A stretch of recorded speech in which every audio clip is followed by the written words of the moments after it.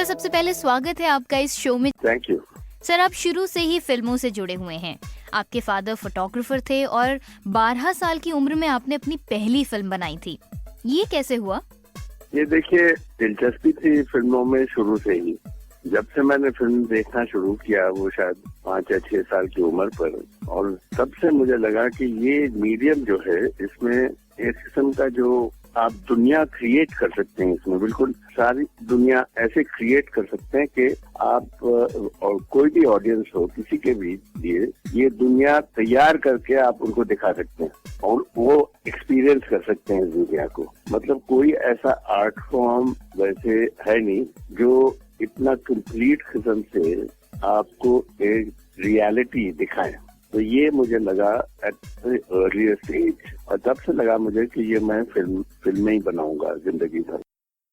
Sir आप economics से MA हैं, तो आप चाहते तो आप कोई और फील्ड भी चुन सकते थे, लेकिन आपने फिल्म मेकिंग को ही चुना। इसके पीछे क्या कारण था?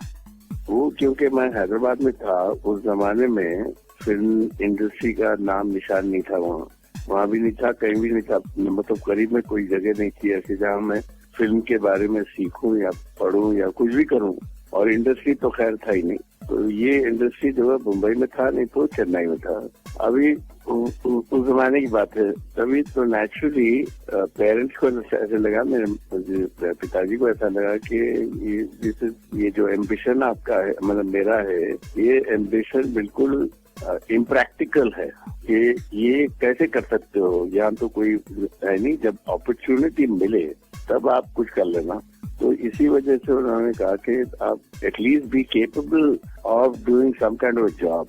तो मैंने एमए किया इकोनॉमिक्स में, क्योंकि मुझे ऐसे कोई खास दिलचस्पी नहीं थी इकोनॉमिक्स में, लेकिन किया क्योंकि सारे आर्ट्स के सब्जेक्ट्स में यही कुछ यूजफुल सा लगा उस जमाने में। और वैसे भी मेरे जो फ्रेंड्स थे, एक दो इन्फ्लुएंशियल फ्रेंड्स थे, वो इकोनॉमिक्स के बिल्कुल बहुत ही दे लव्ड इकोनॉमिक्स। तो उनकी वजह से भी मैंने इकोनॉमिक्स किया।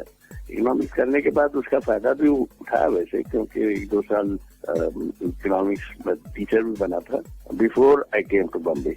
और जब बम्बई आया फिर तभी अपॉर्चुनिटी मिला। वैसे तो इजी अपॉर्चुनिटी था नहीं, इजी हो सकता था अगर मैं मेरे कजन के पास जाके असिस्टेंट जैसे काम करूं। उन्होंने वैसे ऑफर भी किया था, लेकिन मुझे क्या लगता था कि मेरा खुद के स्टाइल में फिल्म बनाऊं मैं, तो उसके लिए तो इंडिपेंडेंटली करना होगा। तो मैं किसी का असिस्टेंट बनानी एडवर्टाइजिंग एजेंसी में ज्वाइन किया, वहाँ एडवर्टाइजिंग फिल्म बनाने लगा और उसमें सब कुछ सीखा फिल्म के बारे में। मतलब जैसे डायरेक्शन, कैमरा, साउंड, एडिटिंग, हर चीज, और रिमिक्सिंग, जो कुछ भी फिल्म में करते हैं, ये सब सारी चीजें मैं मेरे एडवर्टाइजिंग फिल्म बनाते बनाते सीख गया।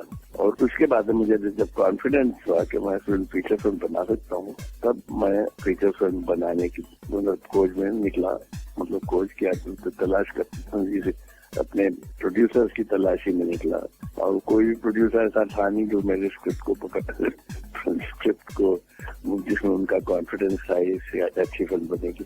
फाइनली हमारे वो एक एडवर्टाइजिंग फिल्म के डिस्ट्रीब्यूटर हुआ करते थे एडवर्टाइजिंग एजेंसी के, उन्होंने कहा देखिए मैं इस फिल्म को प्रोड्यूस करने को तैयार हूँ, लेकिन पैसे तो ज्यादा नहीं मिलेंगे। मैंने कहा ठीक है। 12 साल के बाद मुझे ये अपॉर्चुनिटी मिला और मैंने फिल्म बनाई अंकुर। तो फॉर्चुनेटली अंकुर फिल्म जो थी इट डिड वेल, और ठीक होने की वजह से then I got an opportunity to other films एक के बाद एक। तो तब से अभी तक तो मैं फिल्म मेकर। सर आपने अंकुर, निशांत, मंथन और भूमिका जैसी फिल्में बनाई जिन्होंने इंडियन सिनेमा को एक नई दिशा दी। क्या सोच थी इन फिल्मों के पीछे? क्योंकि जिस टाइम पर आपने ये फिल्में बनाई थी उस टाइम पर ऐसी फिल्मों का दौर नहीं था, उसके बाद शुरू हुआ। देखिए, बट वो एक माहौल था ना, there was a certain atmosphere that time. There were other filmmakers also, ऐसी बात नहीं है। जैसे कि दास चैटर्जी थे, मनी कौल थे, कुमार साहनी थे, बासु भट्टाचार्य थे, several people who had started making films, अपने फती साहब थे। तो यू सी दैट वो जब माहौल उसका जो था ना, एक किस्म का माहौल था वेयर पीपल वर ऑडियंसेस भी बन रहे थे for films like this, they were willing to see films of this nature. And the political atmosphere was also such that people were questioning. You were questioning the values that were going on at the time, and you were also questioning, have we succeeded? You know, with the ambitions we had when we became independent, 1947 till 1975. You see, we passed over 20 years. So 23, 24 years of independence, and we were saying, 24-25 साल में हमने किया क्या है, कितने आगे बढ़े हम लोग. That questioning came when you're young. You question these things. You see, you question your society to say how much has it changed or not changed, और जो fault lines है society में, ये fault lines को ठीक किया कैसे करें. You see, these are questions. Those are the kind of films that we were making at that time. I mean, now you have a difference, because today young people are aspirational. हम लोग आगे कैसे बढ़ सकते हैं for ourselves. That is our ambition today. So you see films of that nature today. Because today you have films, and you have brilliant filmmakers. जैसे अभी फरहान अख्तर है, but they're aspirational films. What he's making, जैसे Don 2 है या his sister's film. They're all very aspirational films, you know, because you're seeing the world often that is beyond the one in which you live. You look at everything differently. Sir, आपके inspirational source थे गुरुदत्त साहब, जो आपके cousin भी हैं. लोग ये तो जानते हैं कि गुरुदत्त साहब आपके कजिन हैं, लेकिन वो किस रिलेशन में है, इसके बारे में जानना चाहेंगे. देखिए, वो इंस्पिरेशनल फिगर इस वजह से थे कि वो एक तो बड़े आर्टिस्टिक थे वो, और उनका जो इमेजिनेशन था वो काफी, मतलब काफी ओरिजिनल फिल्म मेकर थे वो. आपने देखा होगा उनके फिल्म में, तो you will know that he was very original. उनके फिल्में जो they were not like run of the mill फिल्में नहीं थी वो, और फॉर्मूलाइक फिल्म एक भी उन्होंने बनाई नहीं थी. अब वो भी मतलब, and this is what I also did not want to do. लेकिन उनका इन्फ्लुएंस जो था ना, it could be very strong. So that influence I did not want, because I wanted to be my own voice. I didn't want to be somebody else's voice. Sir, आपने कहा आपने 12 साल struggle किया, उसके बाद कहीं जाके आपको एक फिल्म बनाने का मौका मिला, जिसके लिए आपको बहुत कम बजट इनिशियली ऑफर किया गया. जी, वो स्ट्रगल तो करना होता है. It's nothing new. और इस इंडस्ट्री में ऐसे नहीं है कि जो अपॉर्चुनिटी सबके लिए तैयार बैठे हैं.